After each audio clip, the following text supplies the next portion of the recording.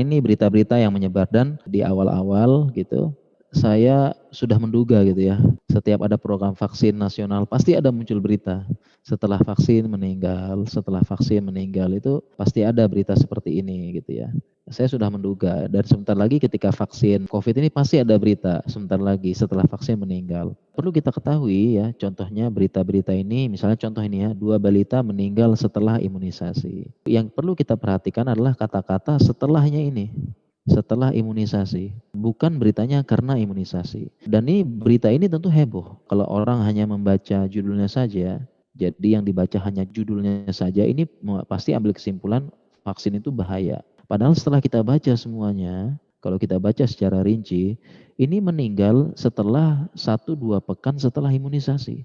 Ya, jadi dia meninggalnya 1-2 pekan setelah imunisasi dan setelah dibaca-baca lagi klarifikasinya, ternyata memang ada penyakit lain. Ada penyakit lain atau ada sebab lain yang meninggal. Ini yang disebut dengan coincidence. Artinya dia punya penyakit lain, pas kebetulan dia setelah imunisasi.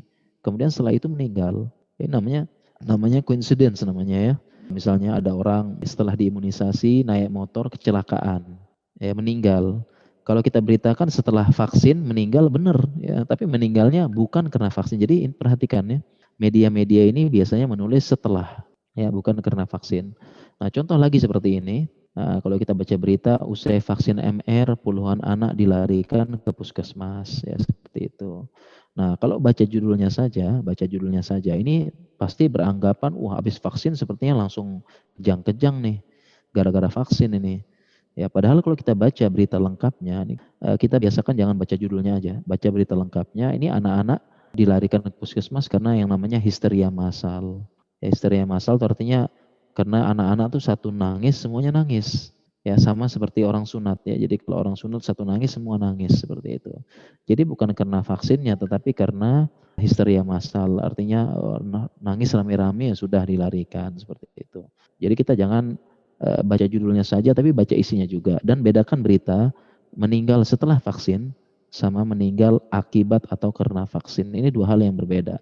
Nah, ini sebagai gambaran nih. Kalau kita cari berita nih, bayi 5 bulan meninggal setelah minum susu. Jadi kalau kita cari berita meninggal setelah minum susu banyak. Coba saja sekarang kita klik ya. Kita klik meninggal setelah minum susu. Banyak beritanya. Nah, apakah sekarang ini setelah ya? Setelah minum susu. Nah, sekarang kesimpulannya apakah minum susu ini bahaya? Tentu tidak. Kita lanjut lagi. Berita yang lain lagi ya.